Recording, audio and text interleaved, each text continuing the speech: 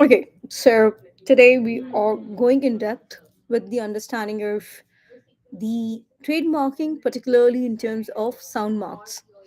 Sound per se is said to be the tonality of phase. Even whatever I'm speaking is the copyright of my own stuff. That means, as the creator, I own this copyright. However, when you are talking about in terms of the trademarking and particularly the sound mark, which is being utilized right now at a expense of not understanding the reality check, I'll try and walk you through this reality check right now so that folks can embrace the understanding of intellectual property rights, particularly from the standpoint of view of trademarking. And let's discuss sound marks first of all. Now, sound mark, definitely, it's not a logo. That's nothing which you can say, for example, perhaps touch or feel, but it's a non traditional trademark that uses audio. It can be even a phase. Perhaps folks who have deployed these devices everywhere for the UPI transaction, whenever that voice is being said, every voice is particularly because it's a trademark, a cent or a very miniature amount of that amount is going through the person who has said that stuff. So a lot of folks all over the world who have very strong voices, it's nothing to do with the modulation. Perhaps my own voice is very much strong, it has a lot of tonality, and perhaps I have been invited by different agencies globally to do the voiceover. So now in this case, when I talk about voiceover and stuff, where this particular voice is being utilized, a part of it is obviously it is copyright, and if we file a trademark, then the government states that this is your stuff. But at the same point of time, when we do it on smart contracts, when we involve the DAO, a whole new dimension of intellectual property rights come into existence. So in this particular case, it can be generally what a sound mark is. If you have to go through the theoretical stuff, is a musical jingle. It's a tone sequence, spoken phases, and it has a sound effect, something which is heard by the eardrums. It is basically to identify and distinguish the goods and services of particular enterprise.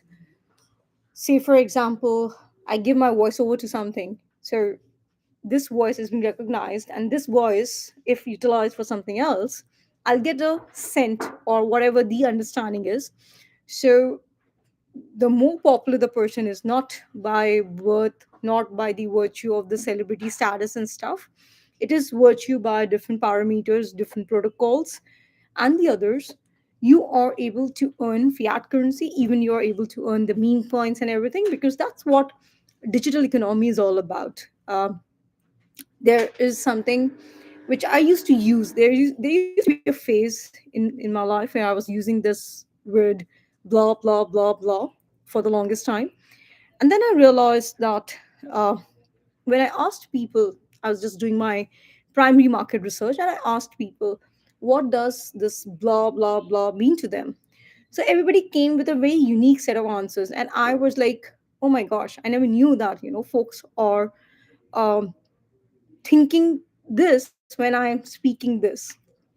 And that is the time I changed this phase of blah blah blah into anything and everything. That means not by the virtue of the kind of person I am, but by the virtue of the understanding of the impact of the discussion which is happening between maybe two parties, multi party, tri party agreements, and the others. So that was the intent of being anything and everything, nothing to do with the personalization of a kind of persona I carry at any given point of time. But at the same point of time, this can itself, this words which I'm speaking, if I just say a phrase, anything and everything is mine. I am the creator of this. So this can be protected under copyright law, and perhaps I can then file it as a sound mark and I can make trillions out of it. Um, then the next stuff is the distinguishness.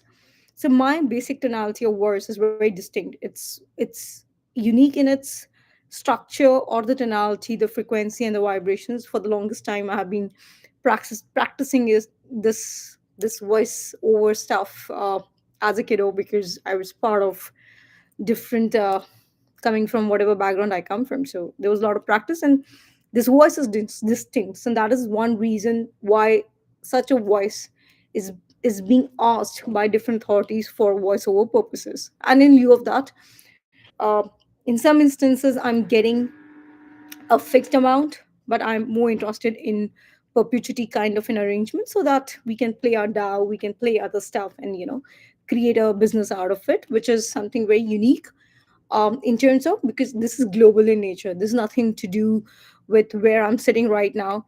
Um, a good internet connection, you can work from any part of this Milky Way.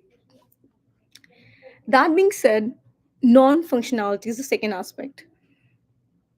The sound cannot be essential to the product's use or purpose. For example, a camera shutter sound that is necessary for operation cannot be trademarked. So something which is necessary and it's essential. So the essential aspect cannot be sound trademark. Use in commerce.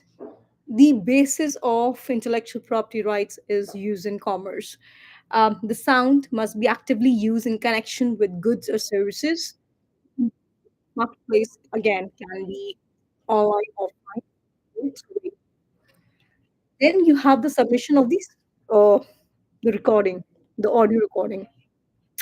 Applicant must submit an audio file that can be MP3 and other often graphical representation like a musical notation to the trademark office. I'll give you one example.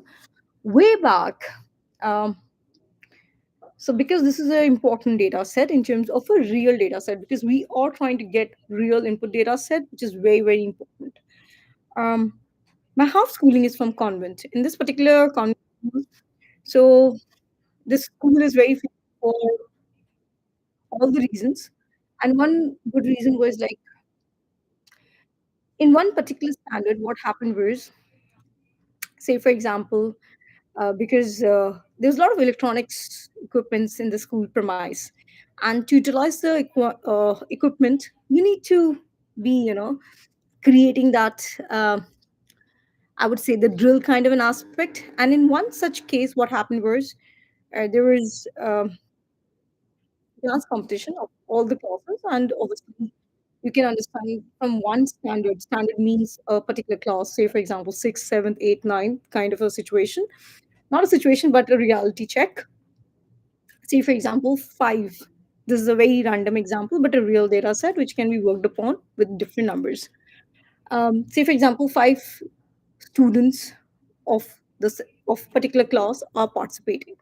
So there would be five different songs. So this particular teacher, what she did was, or she wanted to do was, because obviously she's also orchestrating because of so many reasons.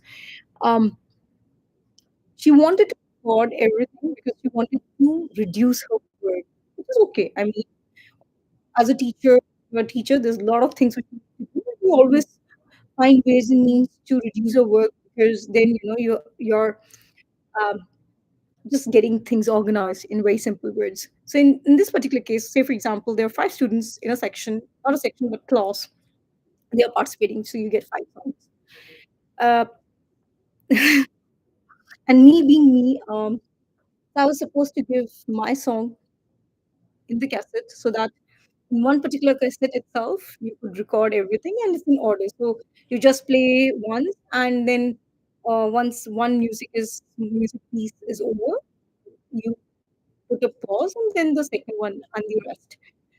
Me being me, I didn't submit the song, although I was part of the protocol where my name was there and everything was there. And since I didn't submit the song, I was not allowed to participate in that particular year of uh, presentation on the stage. So this is example of specimen submission. So SS, let's take SS as specimen submission. Okay, so let's just go by Uh, if I have to go by the jingle in terms of the stuff, let's say McDonald's is I'm loving its jingle. They have Yahoo, human voice, really Yahoo, that particular voice. Then Netflix, Adam. It's been a while. I haven't watched Netflix for ages now. Then of course Nokia has a default tone. Then Airtel has a default. Um, Airtel is a telecom operator, carrier, and stuff. So they also have the default jingle with their own trademark. And why registering a sound mark was necessary. Or obviously, we have the dials and everything. We can do it in a fast, speedy manner, in different manner altogether. So when you register a sound mark, you have exclusive rights. Prevent others from using a simpler sound in the industry. So this particular voice of mine, I'm not allowing anybody to use it for the training purpose. Maybe if I hear this sound anywhere, I can always sue them and say that, hey, this is my voice without giving me the royalty and my cut in terms of that is my copyright. So whatever I'm creating is my copyright. Um, Unfortunately, there are a section of the society in the world they don't understand intellectual property rights because whatever you're creating out of anything and everything that is yours. Nothing here, nothing there, nothing less, nothing more kind of situation. Then there is brand identity. Brand identity is basically strengthening the emotional and the sensory connection with the consumers. If I'm selling, say, for example, I want to sell this bottle, which is Starbucks, choose to reuse, and I have Starbucks and stuff. This made in China, got it way back when lockdown just kicked in. Then we have monetization. That's the beauty of this world. With the communication network protocols, with all the protocols, the monetization becomes all the more easy. And this particular case is enabling licensing. We have merchandising and franchising opportunities.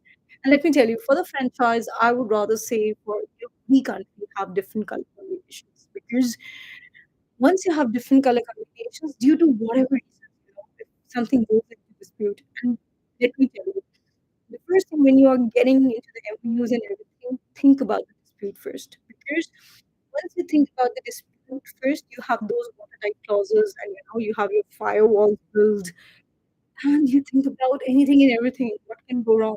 Just pen it down. And then, you put it, give it to everyone in the team and say, hey, this is what we are thinking might go wrong. Because when you're working in perpetuity, there has to be a lot of coordination, the protocols, loads of intersection of protocols so that it can be developed for the benefit of the mankind, just peace. Um, Sound mark perhaps is easier to enforce against infringement compared to relying on copyright, but that doesn't mean that copyright doesn't hold value. It is how you are orchestrating anything and everything. That doesn't mean that you just write it on copy and think that this is why journalism will protect you. It doesn't work like that. You need to have those basic qualifications and understanding to even orchestrate such things. Um, so, in summary, if I have to talk about it, SoundMark is a powerful branding tool that is very distinctive sound. Like me, I sound is very distinctive, which can be converted into a legal asset. So that a part of my publishing work is around this only. And perhaps why I'm making these, video files also, because the intent was never to monetize this. The intent was always to create that data set, create awareness, do human capacity building, and give this realization that intellectual property rights has much more value. And what we have come back right now is understanding the protocols first, because the protocol understanding is paramount, given the fact it doesn't hold any value, because there's so much infringement at any given point of time between enterprises, between siblings. This everything is infringement right now. Um, to qualify, the sound must be distinctive, non-functional, used in commerce, and perhaps it has to be registered according to an appropriate IP office. I would say not only the IP office, but create your different protocols so that you fit from all nook and corners. You have to cover everything. Just just don't even think it like a circular economy. You have to think bigger. You have to think about the chaos. You have to think about the biggest thing which can happen in this Milky Way, because lots of uh, everybody is an actor. There's nothing called as, once this portal is provided, anyone, everyone can be an actor of any sort. But we need to negate that acting skill set to become neutralized and get the chaos in order in some way or the other. So that's how the cosmic energy can be balanced, given the terms that nature is the biggest blockchain. So nature as a blockchain service, I think this takes care of it. At least a little bit. We can see it for the next couple of hours, um, work on it, code around it, and perhaps then we can always get back to the drawing board and understand um, nature as a service. I'll just write it down.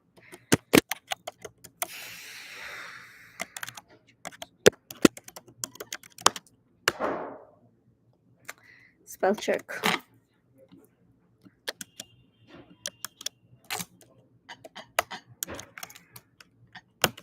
So we're good for now. Thank you for watching out this. Have a great day ahead.